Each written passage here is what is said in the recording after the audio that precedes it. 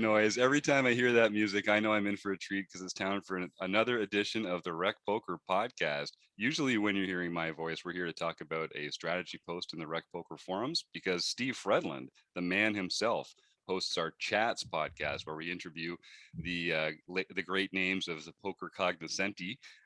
Today, he can't make it. He's playing in a tournament. Lucky guy. So I'm your host, Jim Reed, Bluffsterini in the home games.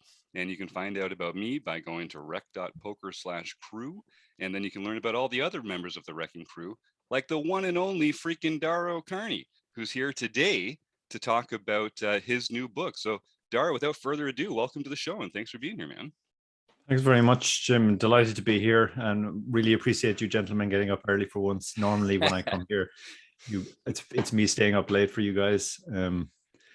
I'm not sure which part of the day my mind works better.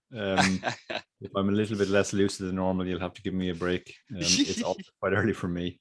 Yeah, well, we're not, as poker players, we're not usually skewing towards the earlier hours in the day, but I think this is going to work out just great. And I should, of course, Steve is so good at this. I should thank our sponsors, Website Amp and the Running Aces Hotel, Racetrack, and Casino.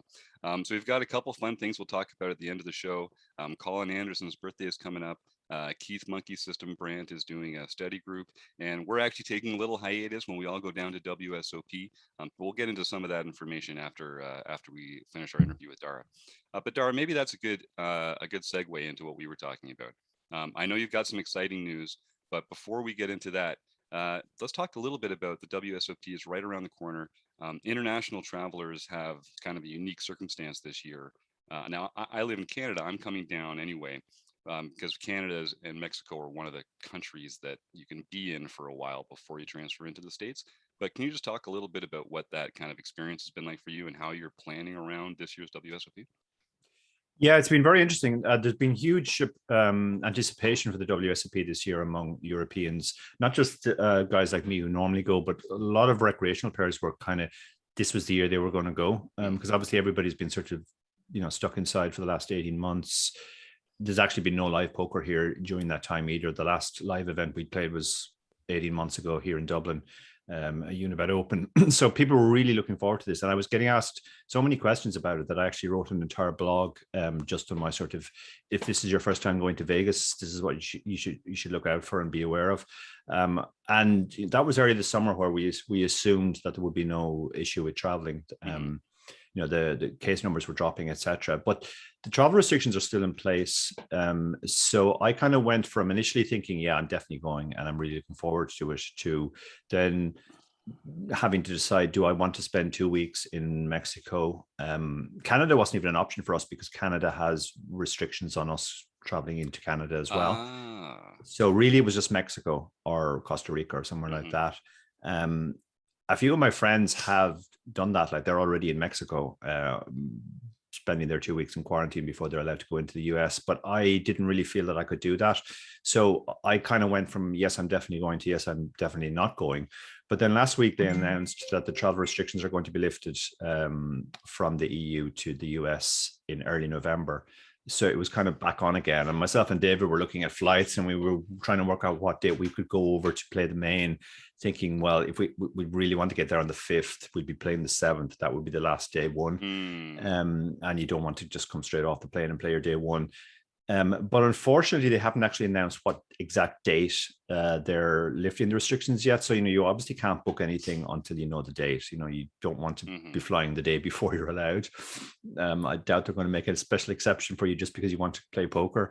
So we're kind of waiting and seeing to when they actually announce what the actual date will be. I think even if I have to miss the main event, because obviously if unless it's very early in November, I might still go to play some of the events towards the end of the series anyway. I'm really itching to get back to Vegas. It's been 2 years now, obviously more than 2 years, obviously, because it was summer the last time. I think there's huge anticipation for this WSOP and people kind of want to get there by hook or by crook. So yeah, it's unfortunate with the travel restrictions, but what can you do? Pandemic is the pandemic. Yeah, it's been frustrating up here as well. I've got some family in the States. My wife has some family in the States, and they keep changing when they're going to open the border. Well, not changing. They just keep it's kind of a month by month up here as well, where the land border is still closed. You can fly down if you do the right testing and that kind of stuff, but it's just so much more convenient to be able to drive down and visit. We haven't been able to do that, and they keep just putting it off. Oh, next month we'll have a date. Next month we'll have a date. Next month we'll have a date, and it does, it makes it hard to plan around. But I mean, it's the reality of the pandemic, right? I mean, I don't want to be in charge of anything right now, because no matter what decision you make, half the world hates you. Yeah. Yeah. Yeah. So you thought like adjudicating tournament results was difficult. No, there's no winning at all for anybody right now. So yeah, that's tricky, and I hope they resolve that in a way that allows you to make some plans, because I think, and you said it, man, you don't want to be walking off the plane and then jumping into day one. So mindset, as we know, is so important to this kind of stuff. Yeah. Speaking of international travelers, so this is something we've talked about on the show here a little bit, because we have a lot of Canadian and international listeners. When you go down there to play, how do you handle converting funds to US and registering from Ireland? Do you register in advance to tournaments? Do you use their online stuff? Do you just carry a bunch of cash and go to the cage? How do you handle that logistically? It's changed down the years. I mean, in the early days, it was a matter of sort of getting money into Vegas physically. There's a 10K limit. Once you go above that, you have to declare it. But for whatever reason, poker players try to stay under the 10K. One year, I just said, okay, I'm going to wire all the money over that I need to the cage. That turned into an absolute nightmare because they couldn't find the wire. And I spent about a week looking for it. They eventually found it, but there was a lot of hassle.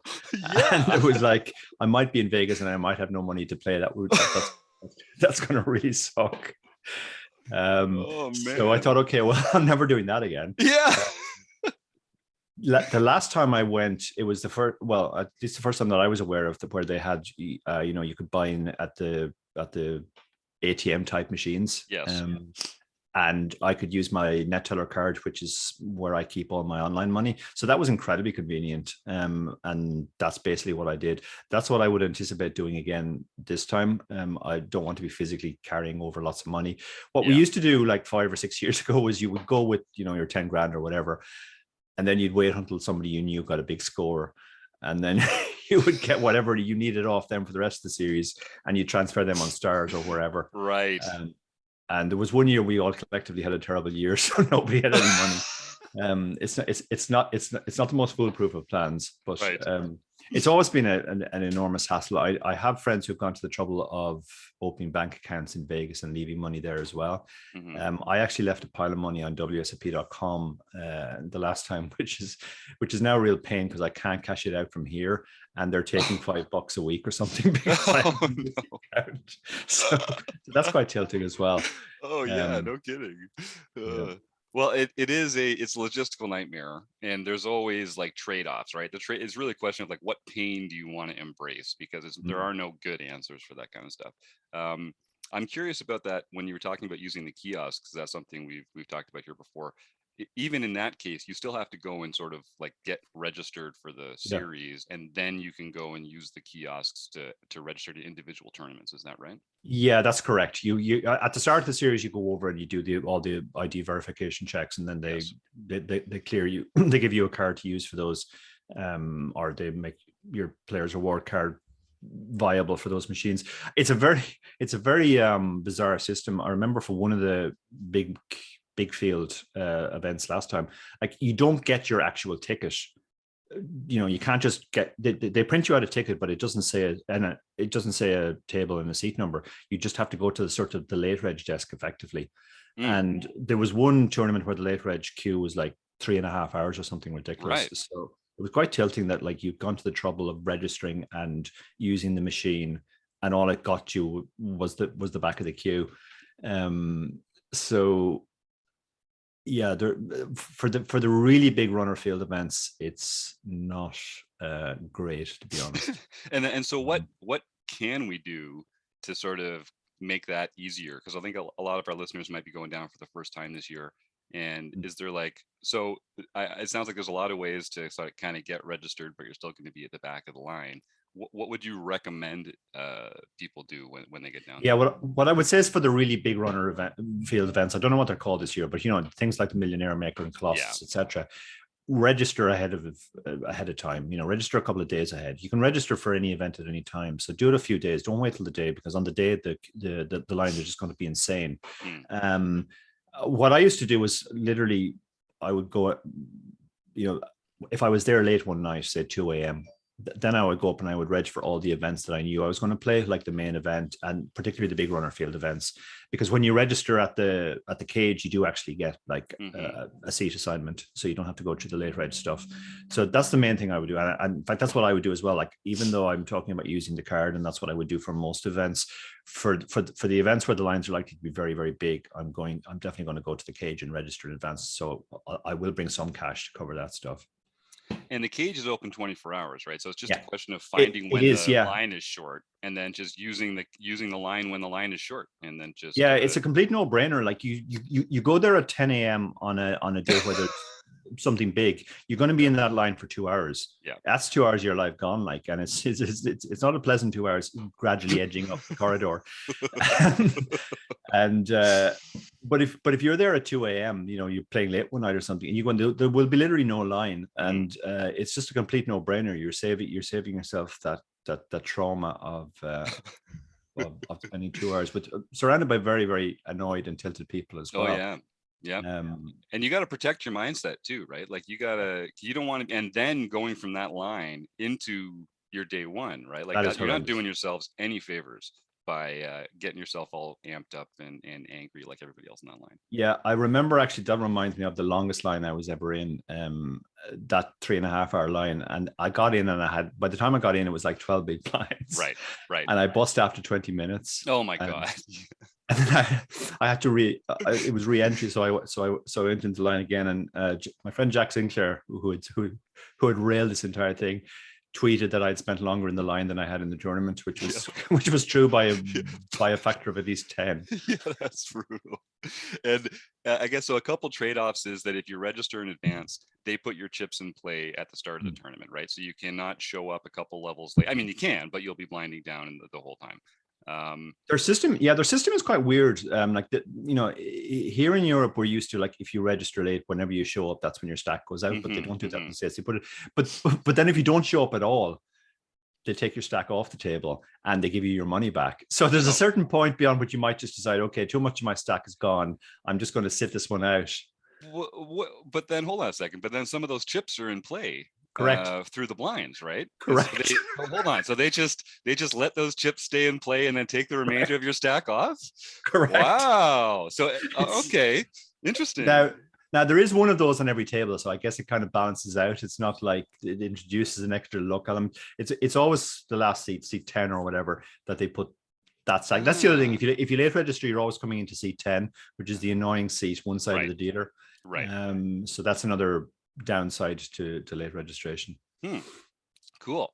And I guess my other question on that would be, what's the etiquette on if you've got like a friend down there with you, having them stand in line for you while you're playing or something like that, and then just come and swapping out? Is that like, do people frown on that, or how does that work?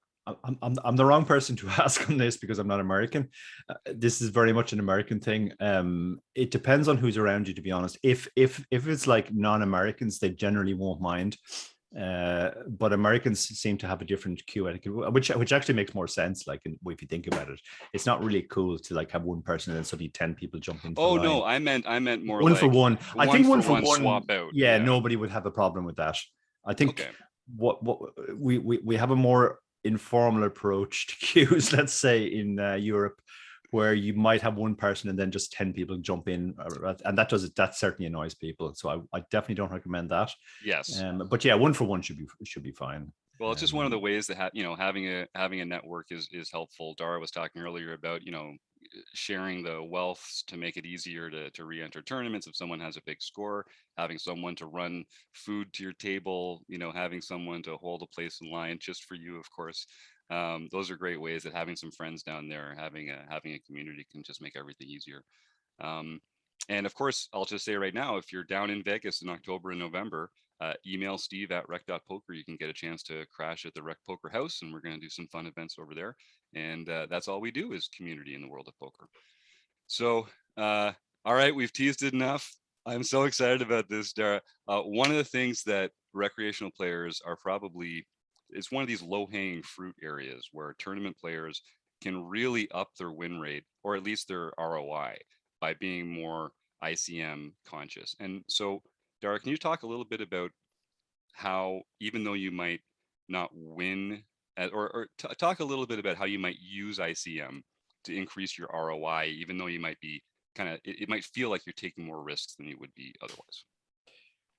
Yeah, ICM is one of those things, like, it's been around for a long time, 20 years now. And when I came into poker, it was already a thing. And I sort of started in sit and goes, online sit and goes, where ICM was very, very important. And Colin Moshman wrote a seminal book on sit and goes, which was mostly about ICM, it has to be said.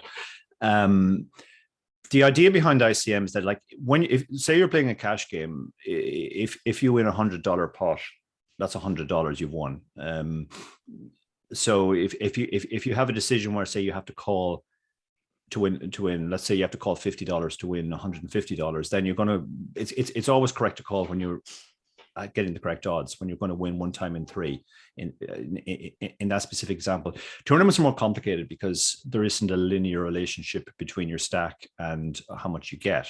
And the way you can really think about this is that, like, if you imagine a 100-runner tournament where everybody pays, let's say, $1,000, 100 runners, and they all start with 1,000 in chips. So at the start, every chip is worth $1. They pay $1,000 for 1,000 chips. Let's say the first prize is 20,000. Now, whoever wins the tournament at the end is going to end up with all the chips in the tournament. So they're going to end up with 100,000 chips, but they're only getting $20,000. So now each chip is really only worth 20 cents each. And, like, where's the missing money gone? Well, the money's gone to players who busted out and ended with 0 chips, but were in the money. So that's a very simple example, but basically, strategically, that affects the way you should play in tournaments. The easiest takeaway is that the upside is never as much as the downside. If winning 1,000 chips never adds the same amount to your actual equity in the tournament as losing 1,000 chips does. So you have to do all these sort of try to do these mental calculations and adjustments in game of, like, well, okay, the pot odds are 2-1, but actually, because of the tournament, I probably need to win this not one time in 3, but maybe one time in 2.5. And do I have the right equity? And or knowing, is it one time in 2.5 or is it one time in 2? Just how extreme the ICM is. It makes a massive difference to your equity, because if you play tournaments like cash games and you don't make these adjustments, you're literally just torching money. You're burning money. Now, the first book I wrote on satellites, satellite poker strategy, that satellites are obviously the most extreme example of ICM, because, say a 10 seat satellite to the WSOP main event, you have 10 prizes of equal value. So it's very, very extreme, the adjustments you have to make. And then we wrote a book on PKOs, because PKOs are so popular online now that we thought, well, okay, there's a lot of those tournaments out there, but nobody really knows the strategy. So let's put out a book on the strategy. Then a lot of people came to us and said, okay, well, you've done those 2 types of tournaments. What about normal tournaments? Why don't you do something for them? And we had to think about it. And obviously, it's a massive area, like, teach someone to play tournaments. So we tried to focus on what we thought the biggest, most important thing was. And clearly it's ICM. Because, when people are studying tournaments, I mean, obviously you have to know how to play poker, and you have to, understand all the concepts, blind defense, c-betting, all of this stuff. But in terms of the actual difference it makes to your bottom line, a lot of that stuff makes very little difference. Like, let's say you put in thousands and thousands of hours of study and become very, very good with 100 big blinds. Well, the only time you have 100 big blinds is at the start of the tournament. And let's say you become so good that you add 2 big blinds per 100 to your win rate. which would be quite significant improvement. Well, okay, that's added 2% to your ROI, which is nice. But on the other hand, if you get something wrong at the end of the tournament, in the end game or on the bubble, you could be making a massive mistake. And I think we used this example in the book. A few years ago, my chip race co-host, David Lappin, made the final table of the bigger 55 on a Sunday.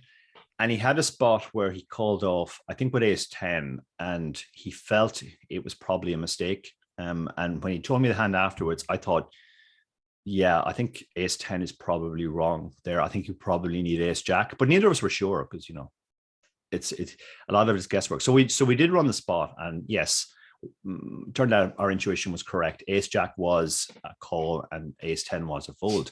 But the interesting thing was how big the mistake was. The mistake was like 40 buy-ins. Wow. So like it was over $2,000. So even though it was one of those cusp hands, even though it's it just one so pip, close. literally one pip. Yeah. So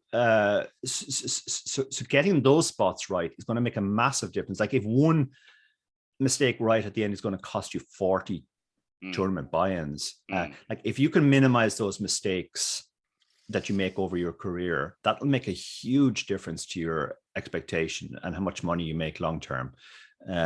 So that's why we focus on ICM.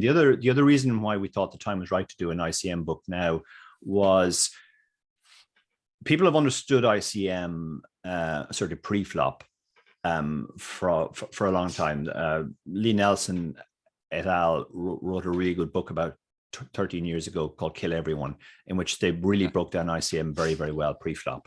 But everybody was kind of guessing how it affected the post-flop strategy, because there were lots of solvers out there for pre-flop spots. If you that spot that I talked about with David, we ran it in Hold'em Resources Calculator. There's another tool as well, ICMizer, which is the same. So you can actually get sort of exact data, exact solutions on these spots using those solvers. But it wasn't possible for post-flop until recently. The post-flop solvers only became ICM aware recently. So we were all kind of guessing what the adjustments were post-flop, but we couldn't really test it with solvers. Now we can. So like in the course of producing this book, we ran thousands and thousands of post-flop simulations. Not to put them all into the book, I hasten to add. Don't worry if you're thinking of buying the book and you're just going to see thousands and thousands of charts. It was just to try and distill the concepts. There were certain key concepts we identified, like for example, when ICM is extreme, bet sizing post flop tends to go down. When ICM is extreme and one player covers the other one, the player who covers can play much more aggressively in certain ways, and the player who is covered has to play much more passively. And the solvers sort of confirmed all of these these key takeaways. So what we tried to focus on were the key concepts, rather than just, oh, here's another simulation, here's another simulation, here's another simulation. But I think, yeah, to sort of sum up your overall point, like you're exactly right. And if you want to make a difference to your ROI, to how you do in tournaments, ICM is by far the most important thing you can study.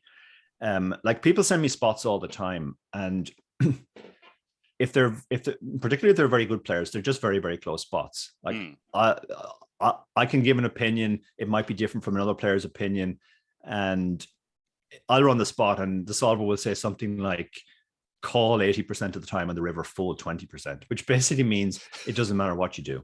Right. It literally doesn't matter. It makes no difference to your win rate long term. It's break even. And people focus on these spots. There's a couple of reasons why they focus on them. First of all, they're big spots, obviously. Somebody moves all in on the river, and now you have to decide whether to call or fold. That feels like a very big spot, but actually those spots, it doesn't make any difference. It makes almost no difference what you do in the long run. Because they're so close either way, but they feel very important. They feel much more important than sort of like, should I have called with ace jack there, or could I have called with ace 10, which are actually the ones that make by far the biggest difference to your win rate. Yeah, and that's something that we actually just did our monthly seminar last night, where the theme was the final table, and we actually had a hand come up just like that, where a player had ace jack, and there was a 2x open. And then someone shoved like 14 big blinds. and this player was sitting with ace jack offsuit with 15 big blinds or something like that. And Dream. they, well, yeah, right. And they were, and they tanked, and weren't sure what to do, and they ended up making the call. And we were talking about it afterwards, about how ace jack is kind of like one of those cusp hands. And the only question was sort of like, is calling, like how it's always better to get to be the one to put the chips in first, I think, in these kind of spots. And so you talk a little bit about how you have to think about calling, like I know you've said like the shorter stacks have to be more passive and tighter, but I think recreational players like us, we get in these spots a lot where like we see some action in front of us, but we've got a pretty good hand. How do we kind of think about whether we should be calling or not? I mean, it's incredibly difficult, and like even when you've been doing it as long as I have, still every night there are spots where I'm playing online where I'm like, I'm really not sure whether I'm supposed to call or fold here. One of my favorite chapters in the new book is a chapter on how big a mistake is a mistake, and the thing we tried to get across in that is that like shoving, even if it's a mistake, tends not to be a massive mistake, right? Because everybody might fold. And you know, you said getting the chips in first, fold equity. Fold equity is the best type of equity deep in a tournament. And if you shove, you've given yourself maximum fold equity. So when you look at solver output and you see that like maybe ace nine is the worst hand you're supposed to shove, but if you actually shove ace six, you're not losing very much at all. It doesn't make much of a difference. But then calling mistakes can be absolutely massive. And again, this going back to the example I gave of David's mistake, he made a call with ace 10, which lost him over $2,000 in actual equity. So you have to really put a lot of study into calls. And the best way to do it, to be honest, is to just run lots and lots of spots with the preflop simulators, and you very quickly get an idea for the sort of the types of hands that are calls and the types of hands that are just never calls. And in extreme situations, that becomes even more important. Like in very, very extreme ICM situations, like let's say it's a final table bubble and you're second in chips and the chip leader shoves. You know, that's the most extreme ICM situation you'll ever be in. And, you know, when you run a few sims, you'll quickly see that like ace king suited, for example, is just never a call. You need a big pair, basically. They're the only hands you can call with. And you if you run lots of these spots, you'll see like, you know, you might see like, oh, well, jacks is always a call. But it has to be jacks, queens, kings, or aces. In satellites, you know, there are spots where even aces might be a fold. Right. That's why on the cover of that book we do have somebody actually folding aces, just to make that point. So yeah, it's really just sort of learning by experience. Now, in terms of the way you have to think overall, again, we go into this in detail in the book. What I call guerrilla maths. It's a way you can try and work out at the table, well, what's the upside of winning compared to the downside of losing? So you sort of calculate your equity right now in the tournament and say, okay, this is roughly what my stack is worth. Now you can do that exactly with an ICM calculator, but obviously when you're playing at a live event, you don't have access to a thing. So we give a fairly simple, well, I think it's simple, but relatively simple. Relatively simple, as simple as it can be, let's say, way of calculating. Okay, I have this many chips. This is the prize pool. This is how much my stack is worth. Now let's double that. So if I get all in against the chip leader and I win, let's see how much I'm going to win. If I get all in and lose, well, now I'm just getting whatever the next payout is. So, you know, you might do that calculation and say, okay, well, if I double up, that makes me $5,000. But if I lose, I'm losing 10 grand. So now you very quickly get an idea of, okay, well, I need to be a 2-to-1 favorite. Because losing cost me twice as much as winning gains. So I need to be a 66% favorite. And then now you're looking down at ace jack and going, there's no way ace jack is 66% favorite. Right. So that's sort of that's the best way you can do it in game. And there have been spots in my career where I've had to make big decisions live, and, you know, don't have access to the tools to run the spot. So I have done these mental calculations, and they do get you surprisingly close to what the actual ICM is. Well, we love that here at Rec Poker, having, you know, I just like the idea of the guerrilla math, right? Where it's just something I can do at the table that's going to give me a rough idea. And I know nerds like me, we let perfect be the enemy of good. And sometimes we like don't want to proceed until we have like certain information. But poker is not a game of certain information. Poker is a game of getting it pretty close in the time that you have, and then, you know, letting the world do the rest. Unfortunately, it would be great if I know there's the I participate in this email tournament, this email free buy-in turn by turn based tournament that we start every fall. And it basically plays out over the course of like 9 months, taking turns every day to make your play. And you know, that would be a good way to, that would be a good format to actually like have everything open on your computer, running every spot in real time, and playing. But we don't have that luxury when we're playing actual cards. Yeah. Um, so one thing you talked about, like training and drilling on ranges, pre-flop calling and shoving stuff. So just I use Range Trainer Pro for that, and I think it's awesome. KL Cleaton put that program together, and it's got a lot of different ways you can adjust the position and the stack size and sort of the condition of the hand. Um, do you, because it's a hard thing to practice other than just like running spots. So do you recommend any other tools or training or anything like that for how to get better at that analysis? I've tried a lot of preflop tools, and like you, I've settled on Range Trainer Pro. Hmm. I think it's by far the best. And I spend hours every week now training myself in those spots. They have a huge number of spots. There were a lot of spots where my ranges were definitely a bit wonky. Oh, yeah. Mostly the multi-way spots, I have to say. Like I Mm. obviously know my raise first in spots. I know my blind defense, etc., spots. I know my how I act against a single raise. I pretty much have all the spots down. But like, you know, under the gun opens and mid position flats, and I'm in the cutoff. I was very, very unsure of what the sort of ranges are supposed to be. So it's a tremendous tool. They put a huge amount of work into it. Mm-hmm. And I know from talking to KL that they're currently working on ICM charts as well, where you can see how the ranges change due to ICM. So I think that's going to be a game changer when it comes, because ICM changes ranges so much. And that's something we kind of get across in the book as well. It's Mm-hmm. not just the fact that, you know, a lot of people think, okay, well, ICM's a thing, so now I have to be tighter. And they just like lop off the worst hands. It really doesn't work like that. Like Mm-hmm. there are some spots where you're actually adding hands while taking others away. There are certain types of hands which go up in value, typically suited aces and kings, and there are other hands which just go way down in value.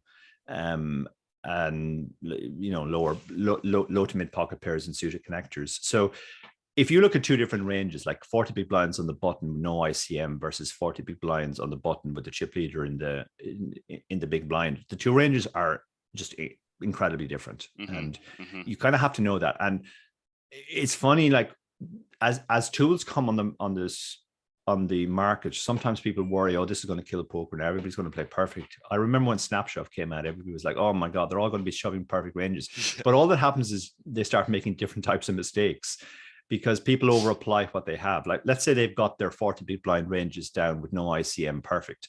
If they stick to those on a final table, they're going to get murdered in equity terms. So I think having access to actual proper ICM ranges, that'll make a huge difference to people too, once they've added that. But yeah, Range Trainer Pro is a brilliant tool. And the two main tools I use for my own training these days are Range Trainer Pro for pre-flop and DTO for post-flop. And similar to Range Trainer Pro, DTO have just added ICM as well, which, you know, ICM changes everything. And it's great to see that people are thinking about ICM again, because we went through a period where sort of people just forgot about that and just sort of played, you know, standard ranges, etc. But you know, I won't repeat my earlier rant about how much money you can lose or burn by not understanding ICM, but like, it really makes a huge difference. And yes, so those are the two tools that I recommend. Well, obligatory plug here. If you go to rec.poker/resources, you can get a link to both Range Trainer Pro and DTO. And you can get a little discount there by using the code RecPoker. So I do agree with Dara. Those are great programs and a great way for recreational players like us to improve. So I see Eric and Jim and Paul are in the chat here. Like every week, our premium members are welcome to join us in the booth here. And if you guys have any questions for Dara, feel free to enter them. I've got a couple more here before we let you go, Dara. we talked a bit about sort of like the cost of calling poorly and how that's pretty big. Like it's pretty big cost associated with calling incorrectly. And we talked about sort of the cost of shoving incorrectly as well, and how that's maybe not as big a mistake because you have all that extra fold equity. But can we talk a little bit about what's the cost of folding incorrectly? Mm. So there's like, obviously there's an opportunity cost, Yeah. but like what is the between raising incorrectly, calling incorrectly, and folding incorrectly? Like what's the best of those what's the best mistake to make? Or is that too simple a way to think about No, that's a good. That's a really good way to think of it. Uh, the way I would classify it is raising incorrectly is the least mistake, it? because it could actually turn out to be good if everybody overfolds, and even if they don't, like if you shove on the button, like the blinds are not going to find a hand often enough. You know, your call might be, so your call will be losing a bit, but it still will be, it won't be as much, or sorry, your shove will be losing, but it won't be as much as a bad call. Mm-hmm. Mm-hmm. So raising is probably the lowest mistake, and the biggest mistake by far is calling. Calling mistakes can be absolutely massive, and that's why you really have to sort of focus on calling ranges when you're studying ICM. Folding, as you said, it's essentially an opportunity cost, because you know the EV of folding is always zero. Your stack doesn't change. You still have the same equity. So, like if you're unsure, if you think it's on the line, it's generally better to err on the side of folding, because if it turns out, you know, let's say ace jack is the line and calling ace 10 is a mistake. Calling ace 10 will generally be a bigger mistake than folding ace jack. So if you're unsure as to where the line is, you know, if in doubt, fold. Which you know, from the man who said it, fold everything. That probably won't come as a surprise to people. The other thing I would say, and maybe this is something people don't think about enough, is that it very much depends on the type of tournament and the quality of the field that you're in. If I'm in a very, very soft tournament, where people are making very, very big mistakes, I don't mind making a fold that I know is probably slightly bad, because people will you know, after I fold, I'm still in the tournament. I'm still around to take advantage of the big mistakes that they make later on. So I will actually make some quite tight folds in those spots, just to sort of lower variance and not give up very much EV. If on the other hand, you know, you find yourself at a table of absolute crushers and it's the final table, so it's not going to get any better, now you kind of have to just take those spots. If you think it's incorrect to fold, just don't do it. But as I said, like the line is more forgiving in that sense. Like calling with the with the best hand you're supposed to fold is usually a much bigger mistake than folding the worst hand you're supposed to call. So so folding falls somewhere between raising, which is the least mistake, and calling, which is the biggest mistake. Cool, thank you, that's great. So my last question is, you know, the biggest mistakes, the most expensive mistakes happen at the final table. That's, you know, you start getting short-handed, you're seeing the blinds more often, people have to expand their ranges, it gets harder to range players post-flop because everyone's getting in there wider. It's also a very difficult thing to practice, unless you're just continuously going deep in actual tournaments. It's kind of a hard thing to simulate, to take it seriously as though there were ICM implications. So we do in our home game, you know, we play it down to the final table every night. We do some other ways of like looking at those spots. We do a monthly review. I know you're involved with our monthly seminar, Dara, doing that Chris Jones runs, and this one was a final table, like I say.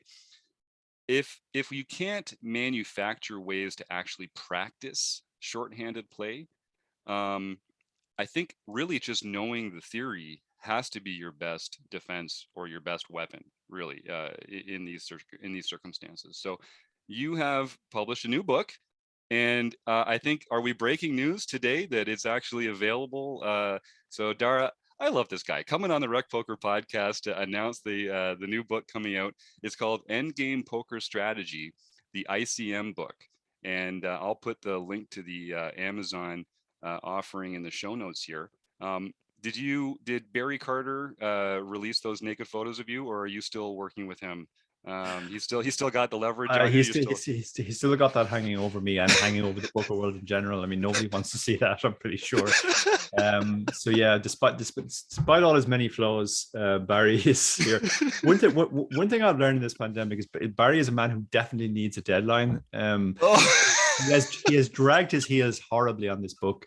He's kept promising me, oh yeah, we'll get it out next month, and it's dragged way past the point where it was decent. So we have a tournament coming up in Ireland soon, sponsored by Unibet, which will actually be the first tournament in Ireland in 18 months. And I said to him, it has to be out for this. We are going to do a book signing at this. You have to get it out. Right. Not only has he got it out in time for the tournament, which is still 3 weeks away, he's managed to somehow get it 3 weeks ahead of time. And last week I told him, you need to get it out before I go on Rec Poker, because I want to announce it there. Yes. Exclusively for those guys. And again, he broke that deadline. It went up last night. So yeah, nice. It's available on Amazon now. You guys will be able to get it. One thing I would say you raised some very interesting points there about that you can't really practice shorthanded and ICM being so extreme on final tables, and that's something which comes up a lot. And it's an area where pros feel they sort of have a huge edge, that if they get down to the last 5 or 6, and then the last 4, and then the last 3, and they're playing against a recreational who's not used to playing 3-handed, etc., that they'll have a big edge. I have a couple of very quick tips there, so I'm going to give them away first. First tip is, people think that at least some people think that the further you get into the final table, the more extreme the ICM is. It's actually the other way around. ICM is at its biggest right at the start of the final table, and then after every elimination, it gets a little bit less. And by the time you get to heads up, there's no ICM anymore. You're 2 guys playing for the difference between. 2 guys and girls playing for the difference between first and second.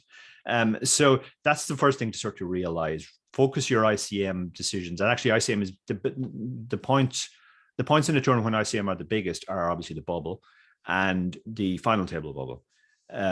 So that's where you sort of have to be zoned in on the ICM and understand your ranges. The second thing I would say is on playing shorthanded. Playing shorthanded feels very, very different from playing full ring. But in actual fact, there shouldn't really be any difference between raising on the button when you're 3-handed to it's 9-handed and it's folded to you on the button. Your range should be pretty much the same. In fact, your range generally should be slightly tighter in the 3-handed situation because there are less antes out there. At a 9-handed table, if everybody's folded to you and you're on the button and you raise, you have the chance to win the small blind, the big blind, and 9 antes. 3-handed, you only have the chance to win small blind, the big blind, and 3 antes. So your range actually should get a little bit tighter. Similarly, your defense ranges should be different. Now, it feels very different because all those early seats where you're mostly folding are taken out of the equation, and you kind of feel like you're involved every hand. And I think people often over adjust in those situations, and they start thinking they have to really expand their ranges. Just focus on what your normal button range is. When you're 4-handed, there are 4 ranges to consider: cutoff, button, small blind, and big blind. And just stick to those and you'll be fine. That's probably the single biggest tip I would say to playing shorthanded. Just like, don't over adjust. Over adjusting is really bad. And a lot of the mistakes that I see people make, it's because they're over adjusting. They're on the button and they raise like 9-5 off, and you go, why did you raise 9-5 off? And the answer is, well, like, it's short-handed, I have to play more hands. You only have to play more hands because you don't have those early seats that you're not folding. You don't have to play more hands from every individual seat. In fact, you should be playing slightly less hands. So just think about your normal ranges and work from there. That's a great point, because I think people do hear shorthanded, and even myself, I feel like, oh, okay, I have to play more hands here. But the fact is, you're just playing hands more frequently because the blinds are coming by more often and you're on the button more often. So you said it perfectly. You just don't have those early position spots to just fold. And so because you keep getting dealt the same random cards, you're going to be playing a higher percentage of the hands that you're dealt. But that doesn't mean that you actually have to open your ranges in the spots. That's a great distinction. Good thinking, Dara. I like that a lot. Okay, well, I don't see any other questions in the chat here. I'll just say again, Endgame Poker Strategy, the ICM book. So that's going to be available on Amazon by the time you hear this podcast. And if you want to learn more about Dara, you can go to his Wrecking Crew page at rec.poker/doke and see some fun information about him there. Click on some links, see his other books, and see what he loves about Rec Poker. Dara, you're a great friend of the show, and I'm looking forward to getting your analysis on our members' play in the next monthly seminar. So I'll be sending that off to you too. Anything you'd like to leave us with before we send you off into the world? Yeah, no, I'm very much looking forward to that hand. I did one for you guys last month. Yeah. It's always really interesting to me, sort of like running those spots and then working out why the solution is the way that it is, and trying to explain to. That's sort of the approach we've taken with all the books we've written as well. So that all fits in very well. I think you guys do amazing work. It's, you know, recreational players are the lifeblood of the game. The reason why I love going to the World Series, apart from trying to win lots of money and win a bracelet, it's not to play with other professionals, that's for sure. You meet lots of great people when you're there. It's it really feels like, well, normally summer camp. It's more like autumn camp this year, but that's right. Yeah, and you guys do great work, spreading the word. So I'm always happy to help out. Well, thank you, man. I mean, I think one thing we have in common is that we love poker. We love good, fun poker players. It's something that we have in common with a lot of the poker community. I mean, there's some bad apples out there, and they're usually the loudest. And so I think poker community kind of gets soiled a little bit by having all these people in it that are so loud and obnoxious. But honestly, it's a very generous community. It's a very friendly community. It's a very supportive community. And if you're listening and you don't think that that's true, maybe you're just not hanging out with the right people. So go to rec.poker, get a free account, learn more about Dara and the great stuff he's doing with people like Barry and David. And your journey is just beginning. So don't be afraid to make mistakes and share your mistakes with the group. And that's how we all get better. So I'm looking forward to that. All right, Dara. Well, I know I'll think of a couple other questions as soon as you hang up, but that's just the way. We'll have to have you back on sometime again soon. Awesome. Yeah, anytime. It's always a pleasure. Cheers. Well, you can hang up here. I'll take care of a couple of little things in member land before we end the show. But thank you again, my friend. Looking forward. I hope you do get down there. Maybe we can catch up in Vegas. Yeah, no, I really hope so too. Even if it's just for the very last event. Yeah, right. That's a good one. All right, you take care, my man. Thanks, guys. And thanks everyone in the chat. Cheers.